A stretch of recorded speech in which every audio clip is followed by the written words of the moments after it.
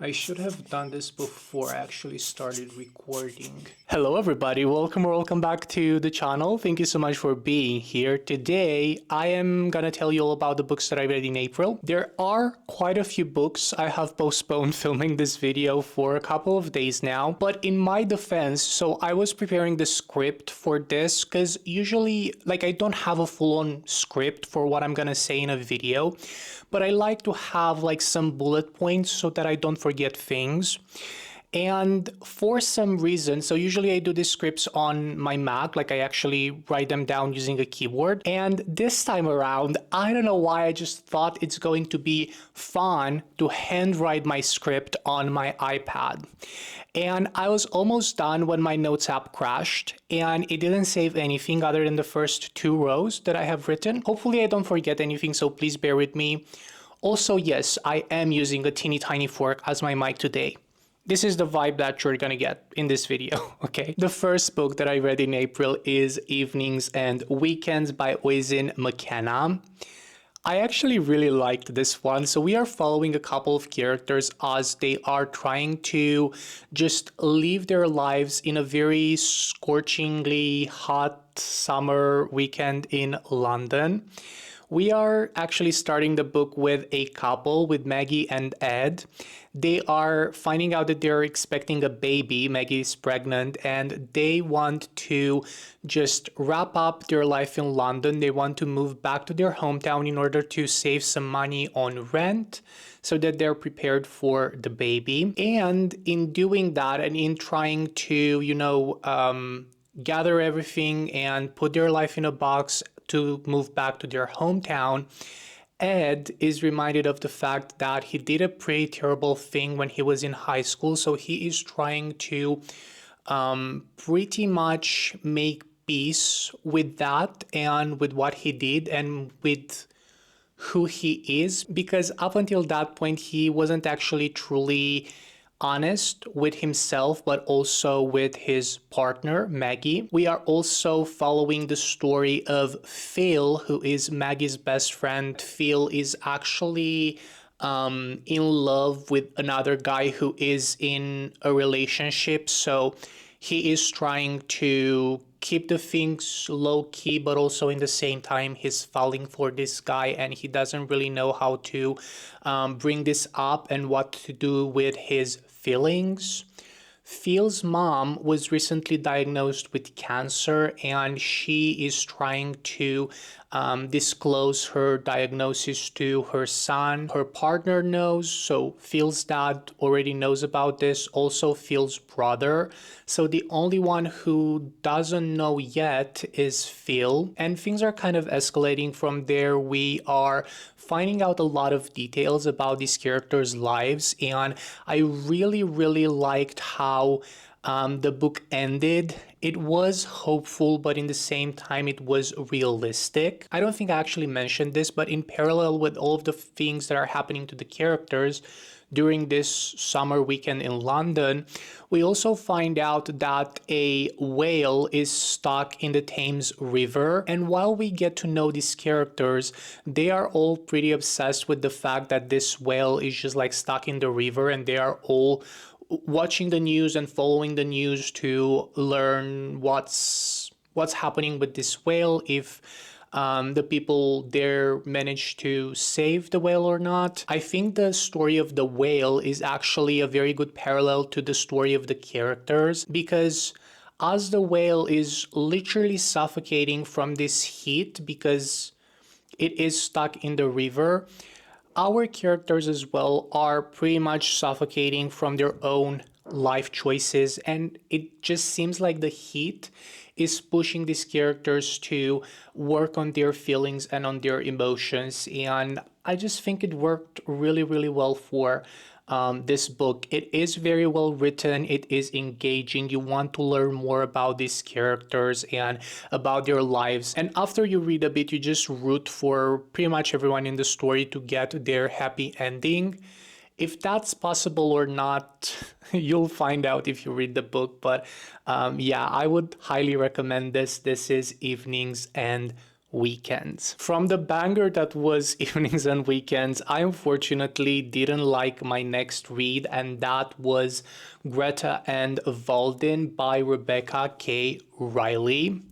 So this book is actually telling the story of two siblings, as the title suggests, Greta and Valdin, as they're trying to navigate their life and their familial drama. I liked the premise, and also what really drew me to this book was the cover, because I just think it is gorgeous. Unfortunately, there was not that much that I liked about this book, because the writing style, first of all, didn't really work for me at all. I thought that there were a lot of details that didn't really bring anything to the story. Like, we know the background of the characters, that they are in this like very mixed family and their background is mainly Russian, and it is just said so much in the book that it becomes annoying. Like, we know what's the background of the characters, of the family. Let's move on to some other things. Some cities in like Romania are also mentioned, and I just didn't really understand why, because again, that never comes back or that never adds to the story. I thought the mentions were cool one time, but to keep mentioning and referencing things and then never really work with the characters to make the readers understand why those details were important,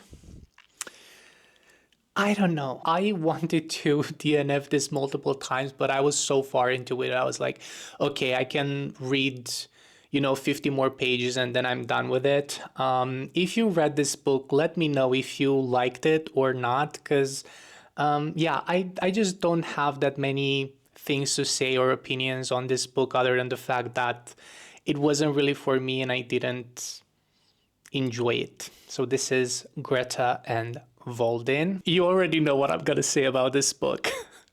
I loved it. I loved it. I am very biased because I love Olivia Blake and I just think she has a very unique and funny and witty and interesting writing style. So this is Olivia Blake's newest release, Gifted and Talented. I've been waiting for this book for a long time, I think half a year. Ever since it got announced, I was super hyped about this one.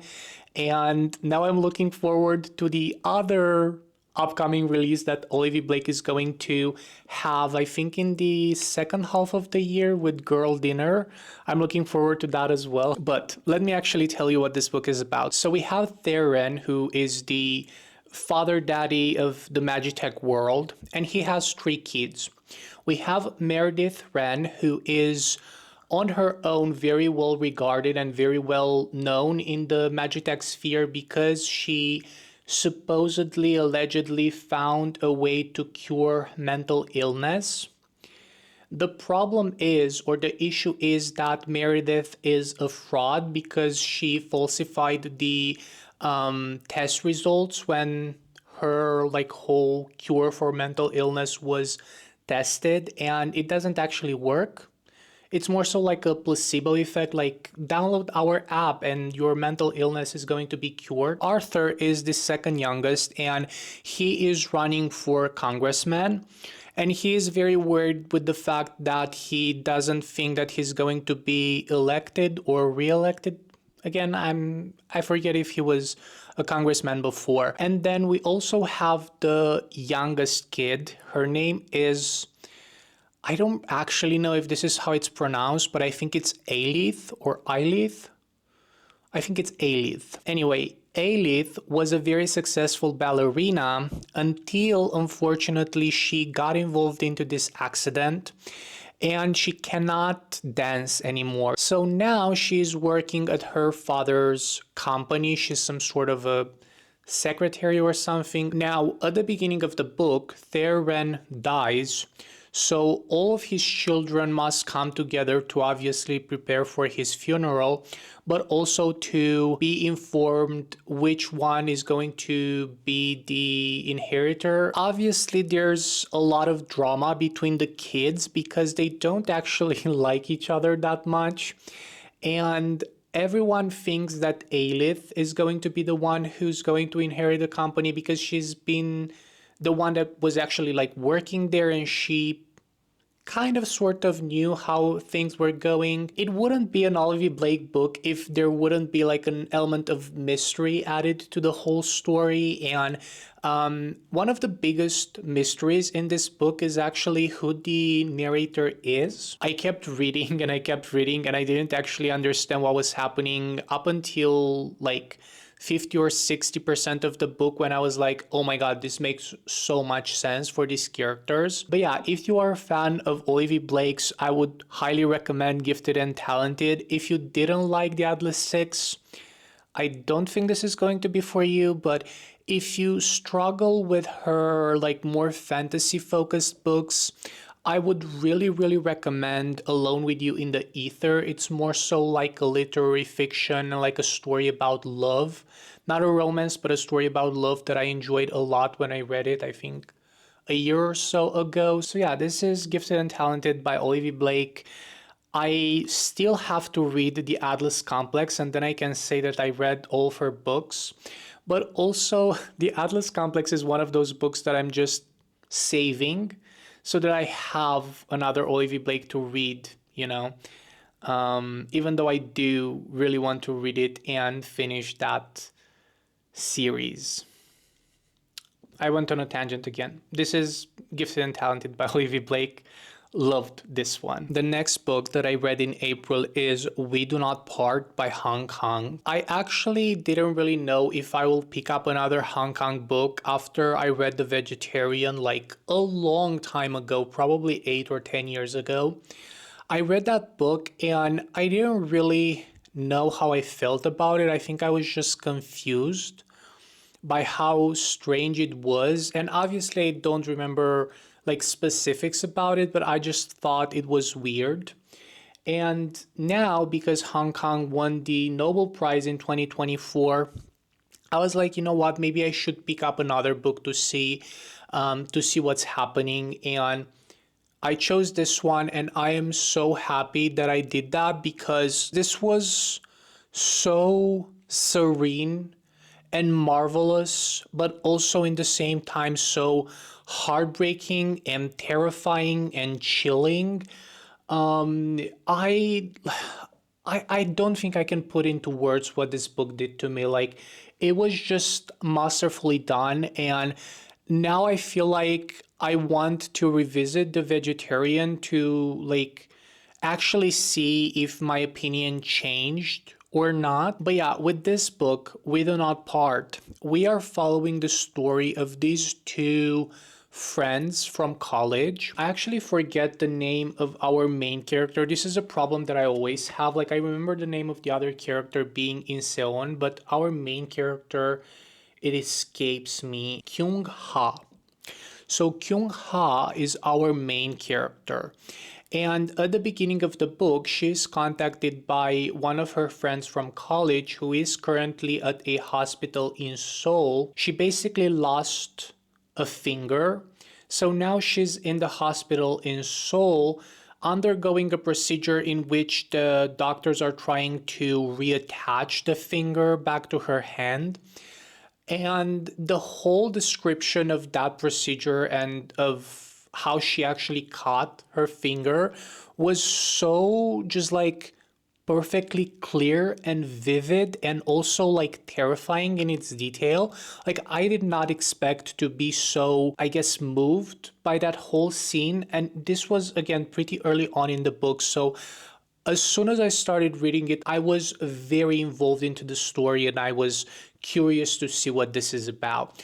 So once Kyung Ha is going to visit Inseon in the hospital, she learns that Inseon moved back to Jeju with her mother, and her mother actually died a couple of years prior. So now Inseon is actually living all alone by herself with her one pet bird at her mother's house in the Jeju island. And because she's now in the hospital, she's asking Kyung Ha to go to her house in Jeju to feed her pet bird, because if it is not fed, it's going to die. On this journey to Jeju, she actually starts remembering a lot of details about Inseon and about her mother and about their family. She discovers that Inseon was actually researching and documenting the Jeju massacres that were happening,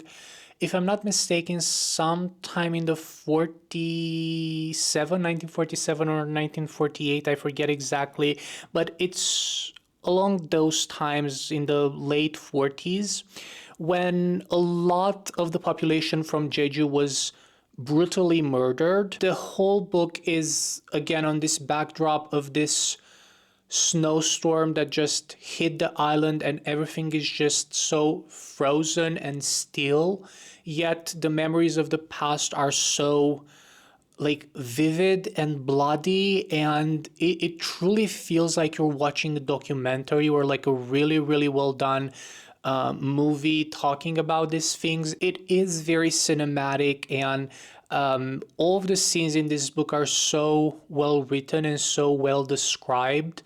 I couldn't stop from reading until I finished this book. If you can, and if you are not triggered by anything that's happening in this one, I would wholeheartedly recommend it.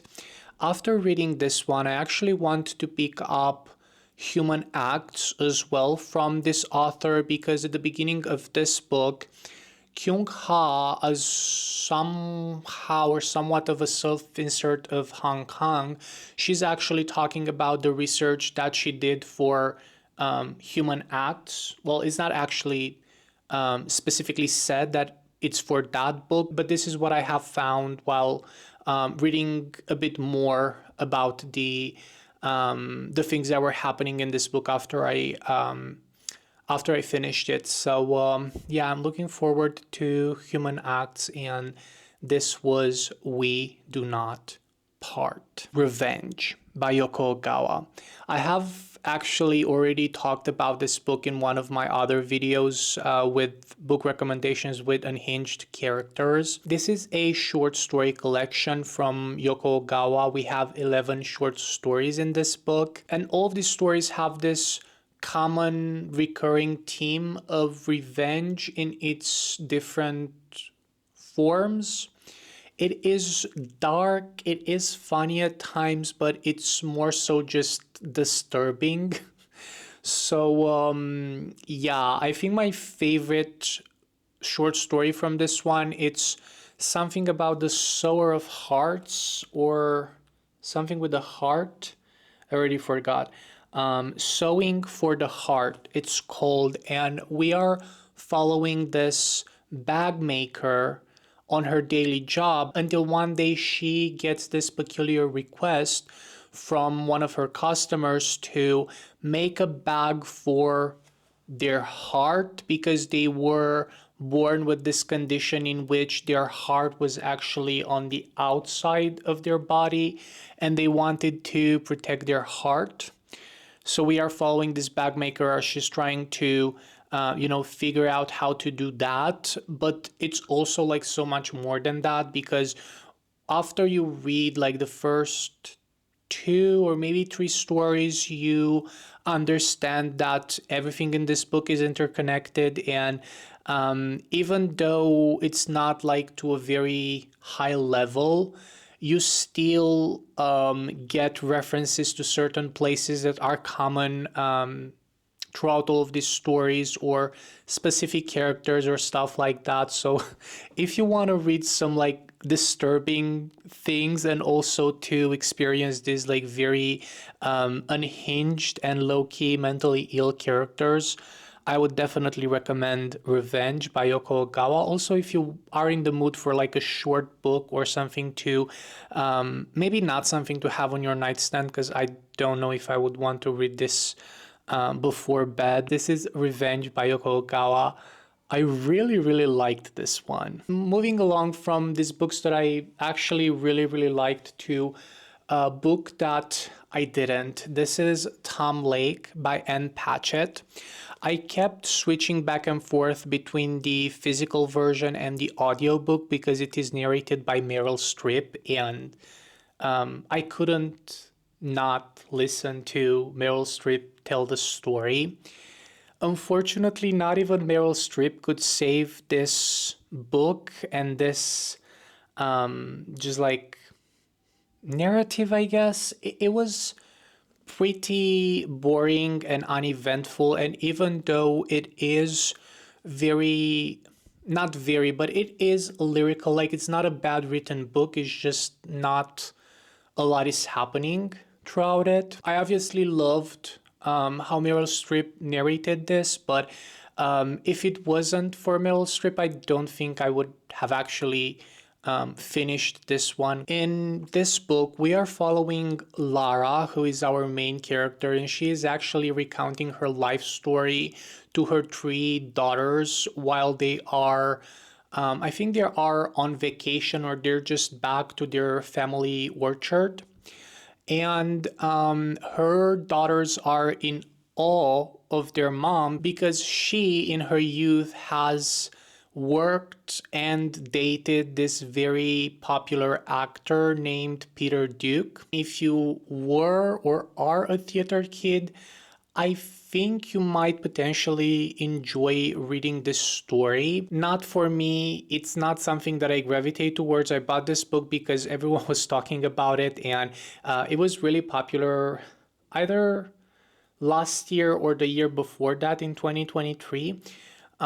So I bought it to see what's up with this one, but unfortunately it kind of flopped.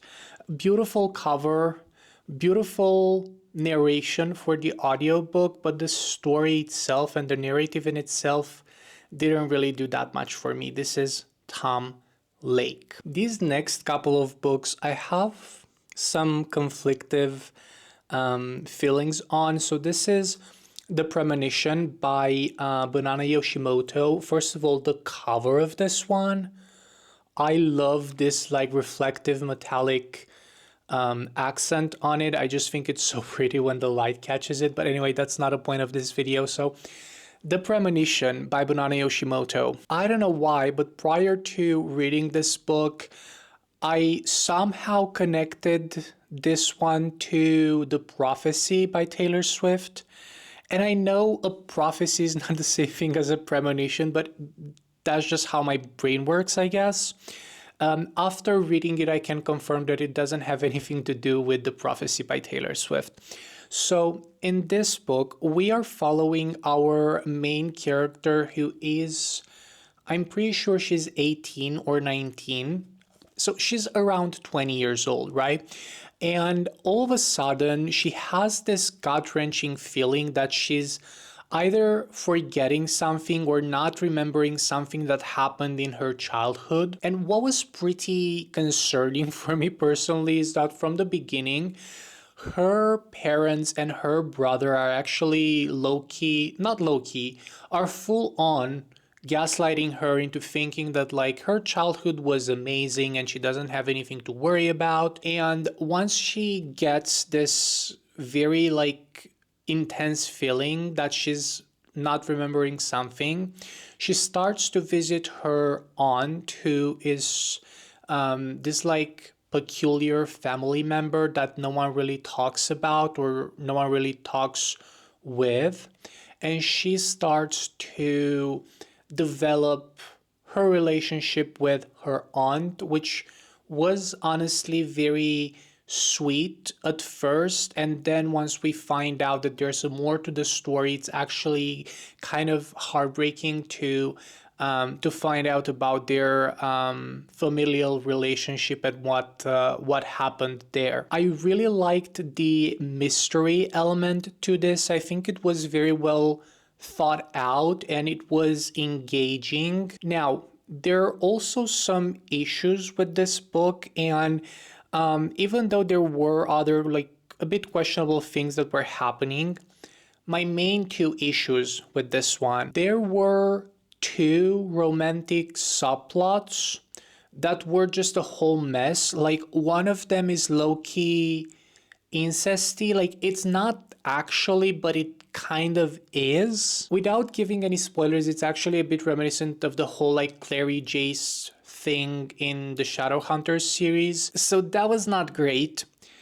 And also the other one, the other romantic subplot is between a professor and her student that actually happened before the student graduated. And to me, that was just icky. Like, why did we have to have that? And because of those two things, I couldn't like fully actually enjoy this book. But other than the romantic subplots that were questionable at best, I really liked the concept of this. I liked how it was executed. I liked the mystery element of it. It's also like a pretty short book, so you can read it in a day and you can have a decently good time with it, I think, question mark. Yeah, this is The Premonition by Banana Yoshimoto. Moving along to another less questionable but still kind of iffy book for me. This is The Memory Police by Yoko Ogawa again. So because I read Revenge and because I liked it so much, I decided to start reading this one as well. This is very clearly inspired or reminiscent of George Orwell's 1984 with this totalitarian government that just does all of these things to control the population.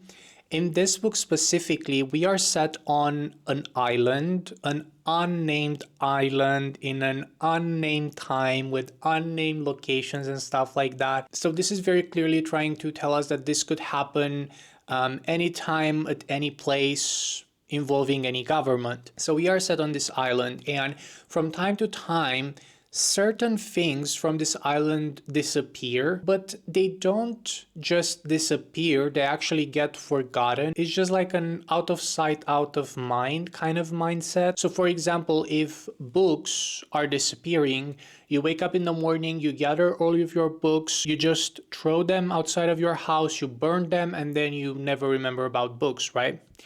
Now, what happens if the books start disappearing, but you're also a writer, a novelist?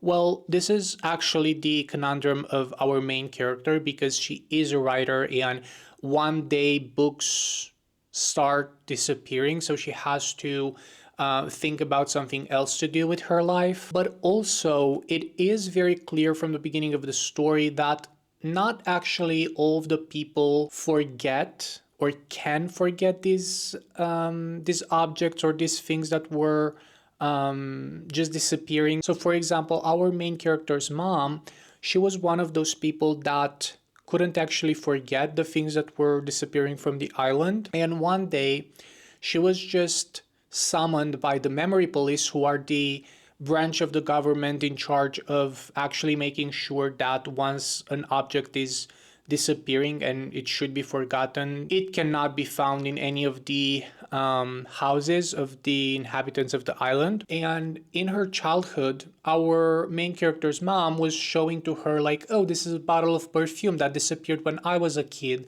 or like, oh, this is a ribbon that you used to tie your hair with, or something like that. And she's showing to her daughter all of these things that disappeared a long time ago. And one day her mother is summoned by the memory police. She's going there, and after a couple of days her mom dies.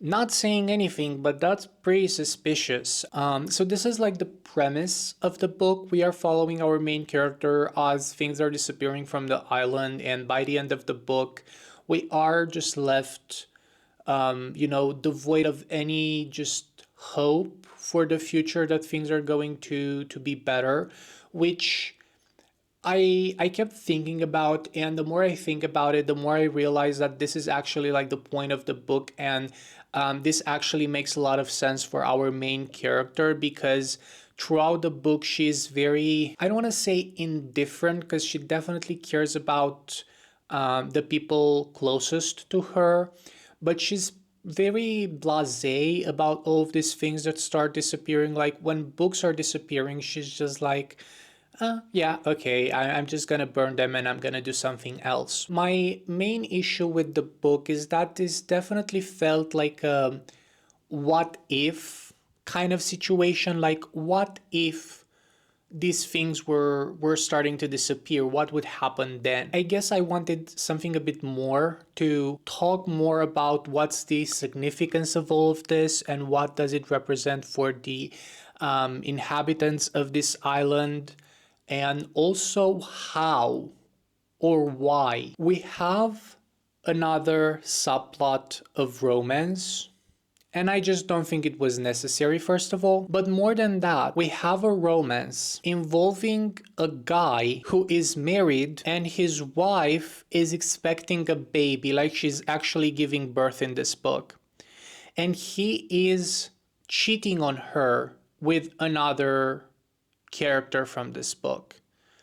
And it is never addressed. And we're supposed to root for this new relationship. Like, why? I just didn't get it. Like, my dude, your wife is pregnant, has actually given birth, and you are cheating on her with this other person. Like, it doesn't make any sense. And I was so mad when I realized what was happening. So because of that, again, I can't wholeheartedly say that I liked this one, but it was still very interesting. I think the concept was unlike anything I've ever read before. And again, I wished it was a bit more developed, and I wished that the romantic subplot didn't necessarily go there. But other than that, this is The Memory Police by Yoko Ogawa. I have another book from this author, Mina's Matchbox. I really hope that I'm going to like that one because this one left me a bit disappointed. The Memory Police. The girlies on Threads were raving about this book, Deep Cuts by Holly Brickley. My deep cut is that I didn't like this book. So if you are looking for interminable music opinions from a character that's quirky and a bit annoying, but like was probably all the rage in the 2000s, this would be the book for you. Like, I don't know what else to tell you. This didn't really do that much for me. I will say though that the atmosphere definitely was there. Like when I was reading this one, I could see the 2000s, even though I was like 3 in the year 2000. Anyway, so the atmosphere was definitely there, but other than that, nothing really that I can say that I liked about this one, unfortunately. Yeah, so if you are really into music and you're very opinionated yourself on music and the process of songwriting and stuff like that, I could see why you would like this one. Unfortunately, I'm just not that person, and not for me. Not for me. This is Deep Cuts. Oh boy. Okay, so next up, I finally read, I don't know if these are in order. I guess they are. I read King of Scars and Rule of Wolves by the one and only Lee Bardugo. So, King of Scars and Rule of Wolves. This is the final series in the Grishaverse overarching universe. Well, I don't actually know if it's like the final one, but it's definitely like the latest one. If you are thinking about reading these books without having any prior knowledge of the Grishaverse, I would not recommend that. You definitely need to read both the Shadow and Bone trilogy and the Six of Crows duology to read these books, because this being a spin-off of the original trilogy, in this one we are following 3 of the characters that we meet in the original Grisha trilogy, but also in the Six of Crows duology. And I just don't think it would make sense for you to start with this series just because you don't have the background of these characters, you don't know who they are, and you don't know why the things that are happening in these books are just like so important for the economy of the Grishaverse overall. So with that being said, I would definitely recommend, wait, hold on, my battery is dying. Okay, we're back. I forgot what I was saying. Oh yeah, so don't start your Grishaverse journey with these books because it will not make any sense. So with that out of the way, also one more thing, you can technically, theoretically read Six of Crows and Shadow and Bone in whichever order you want. A couple of weeks ago, I was actually at the indie bookstore that I usually go to buy my English books, and there was this girl there who was buying the Six of Crows duology, and someone there asked her, like, have you read the Shadow and Bone trilogy first? And she was like, no. And they were like, oh my God, no, like, you need to start with Shadow and Bone. Like, people definitely have very strong opinions. My personal opinion is that you can read them either way. You can start with Six of Crows and Crooked Kingdom, and then you can read the Shadow and Bone trilogy. Or you can do it in publication order and read the Shadow and Bone trilogy first and then the Six of Crows duology. It doesn't really matter as long as you don't start with this one, okay? Those were my 2 cents. Okay, let's actually talk about these books. So, Zoyana Zelensky got a massive redemption arc that I was looking forward to. And honestly, I am so happy with how her character's arc just wrapped up. I was screaming and kicking my feet when I read the ending of Rule of Wolves. It was honestly so good, and it was worth reading this duology only for that ending. Also, Nikolai's arc. I mean, Nikolai, I think, is pretty much everyone's favorite character from Shadow and Bone, so he got a great, arc as well. I definitely think that some of the characters that we get cameos from in this series felt more so like a fan service, like, oh my God, it would be fun to see these characters again. I don't think all of them were necessary, but I was still happy with those. And also, obviously, we get a continuation for Nina Zenik's story. Crooked Kingdom, honestly, I think traumatized me in equal amounts as the epilogue of Clockwork Princess. And that's saying something. So I was a bit concerned with Nina's arc, specifically after I read the first book in this series, The King of Scars, because I just thought the pacing was a bit questionable for me. Like, a really traumatic thing happened to her at the end of Crooked Kingdom, and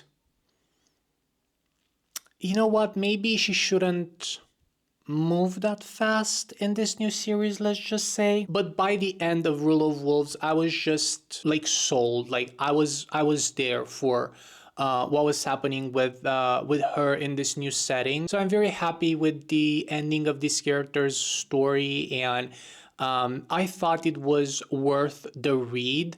I wouldn't say it's like mandatory. Like, if you have read Six of Crows and Shadow and Bone, maybe this would be like a fun addition to that, but I don't think it's like canon yet.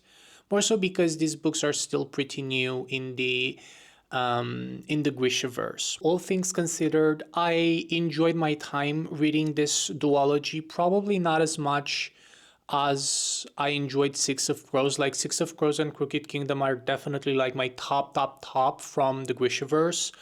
And then I would say Six of Crows is followed by this duology, and then the Shadow and Bone trilogy, just because the Shadow and Bone trilogy feels like very, very young and YA for me. And even though I like YA, I just don't think it's my top, you know? Very happy and grateful that I have finally finished reading this fantasy universe, and now I can move to some other things, because there are some other fantasy series that I'm really excited to get into. So these are my thoughts on The King of Scars duology. 3 more books to go. Okay, this one I read it on my e-reader, and this is Boys with Sharp Teeth by Jenny Howell. I was really excited for this book to be released because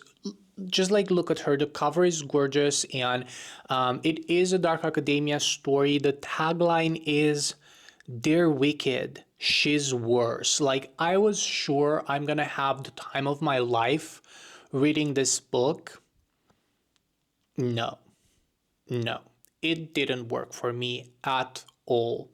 I was so excited when I started reading this one, and when I figured out more of the plot. So, the main idea of this book is we are following our main character who is infiltrating into this really like snobbish university full of just like entitled rich people to investigate the what she supposes to be the murder of her cousin. So her cousin officially died from an overdose, but she's just convinced that that's not the case because it's not her cousin's style at all to do that. So she goes at this boarding school to prove that one of these three people attending this boarding school murdered her cousin. The writing style felt so young and redundant at times. And with a tagline like,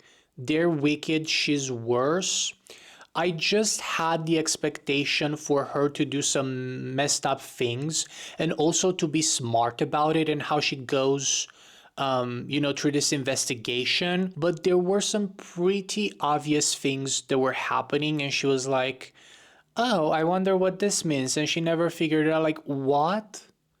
What do you mean? Also, the ending was just a whole mess because I kept reading and reading, thinking that, okay, maybe the setup is not the best, but maybe the plot twist is going to be like more interesting. And then the plot twist happened, and I was not excited about that, but I was like, okay, maybe this is going to end up on like a crazy note or something.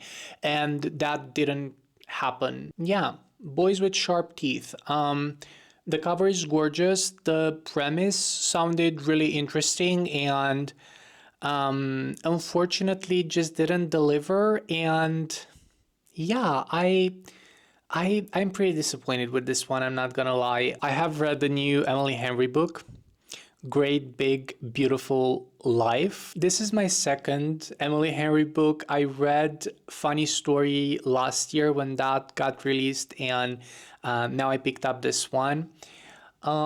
So I'm not gonna go too much in depth with the synopsis of this because I'm pretty sure everyone knows what this is about. So we are following our main character as she's trying to interview this like mysterious almost celebrity about her life to write a book. But the catch is that there's another person there, the love interest, that also is competing for a chance to write the book of this famous person that they're interviewing. And they get almost like a trial period with this celebrity. Her name is Margaret, to just like interview her and write some, chapters from the book. And in the end, she will choose a winner. If that sounds a bit familiar, it's because it's very reminiscent of The Seven Husbands of Evelyn Hugo, a book that I absolutely adored. Because of that, I had some mixed feelings when I finished reading this one. But the more I thought about it, the more I was like, you know what? I actually really liked how certain topics were handled. And even though the interview segments were a bit, I don't want to say boring at times, but they just seemed like they were very drawn out at times. In the end, I think that whole plot line and that whole story paid off, and it was worth it to have those like longer interviews for the payoff at the end. And I actually went back on Goodreads because initially I gave this one 3 stars and then I bumped it up to 4 stars. Just because I thought, okay, this is not like a 3 star, it's more so like a 3.5, 3.75 stars, something like that. What's really interesting to me and why I think Emily Henry is so popular is that, again, I only read Funny Story and this book from Emily Henry, so this might not apply to all of her books. She has this almost like literary fiction element in this one and in Funny Story. And I think this gives us a chance as readers to understand these characters on a deeper level. I hear book lovers and Happy Place are really popular from Emily Henry as well. So I might concentrate on those this summer. I saw a lot of people reading this one in the same time when I read it, and I don't know, I just think it's so cool to see people, just like not necessarily on the internet, but people in general, to see them reading what you're reading in that specific moment and kind of like experiencing the same thing at the same time. I had this feeling when I read this book. I had this feeling when I read Sunrise on the Reaping, because obviously that's like huge. It just kind of gives me like a sense of community, I guess, is what I'm trying to say. As I said, I really enjoyed this one. I'm very happy that I read it, and I'm looking forward to read other books from Emily Henry as well, because she has quite the back catalog. This is Great Big Beautiful Life. Last but not least, I read the beautiful, chaotic gorgeousness that is Stag Dance by Tori Peters. I obviously bought this book because of the cover. When I saw it in the new release section at my English bookstore, I was like, oh my god, I have to have this book. I didn't really know that much prior to actually starting reading it, and it was a ride, but it was the best ride. Other than the cover, another thing that really made me buy this book, is this was not cheap, is what Miranda July said about this. So she says, Tori Peters is often describing something that has never been described before, something massive that has been missing from our understanding and enjoyment of the world. And on the front cover, also from Miranda July, she says, hot, heartbreaking, and thrillingly victorious. This is actually like a bind up of 4 stories. 3 of them are 50 pages, and the title story, Stag Dance, is 150 pages. So that one is the longest one. Ironically enough, Stag Dance, I think it's my least favorite from this book, but that doesn't really say much, because as I said, I really liked this book, and I think it was super well done. It is weird. It is featuring some really unhinged characters, but in the same time, it just gives you like a new view on the world. In the first story, we are following a girl who quite literally brought the gender apocalypse, and now they're trying to survive it. Honestly, I think this first story might be my favorite from this whole book, because it was just so unhinged, and it made me understand what to expect from this book. And Tori Peters didn't disappoint. The first one was so good. Then the second one is called The Chaser, and we are following this guy who is at a boarding school, and he has a I don't know if fetish is the right word, but he has like an obsession for his roommate, who is perceived as being, a bit more girly, and he has made friends with a lot of girls at this boarding school, and they have this mutually beneficial sexual relationship. They're basically hooking up while they're roommates. The third story is Stag Dance, and it's a story about these lumberjacks who are chopping wood in a forest, and they're doing this illegally. And in order to pass the time when they are not working, the leader of this group of lumberjacks comes up with this idea to organize a dance once they would technically be wrapping up this wood chopping, deforesting thing. So because they are all men, he comes up with the idea for some of the other guys to wear this thing around their crotch to signify that they are technically women, and they would be courted by the other lumberjacks, so that they can invite them at the dance. Anyway, I think the story really would have worked better if it would have been like shorter with 50 pages. And then the last story, it's the mask or the masker or something like that. The masker, it's called, the last one. And we are following this cross-dresser in LA who traveled there for like a convention for trans women, and very shortly after this crossdresser arrives there, she or he makes the acquaintance of this trans woman who is pretty much trying to convince this guy who's doing drag to transition and to start taking hormones and stuff like that. And this guy is pretty clearly like not wanting to do that. So stag dance was, in the words of Miranda July, thrillingly victorious. I knew Miranda July is not gonna let me down. I think I filmed for like an hour and 20, so it's definitely going to be fun to edit this video. But yeah, these are my opinions on all of the books that I read in April. Thank you so much for watching. Please let me know in the comments down below what was your favorite read from April, or a book that you're excited to read in May. I'm really trying to get to 1,000 subscribers by the end of August. So let's see if we can do that. Let's see if we can do that.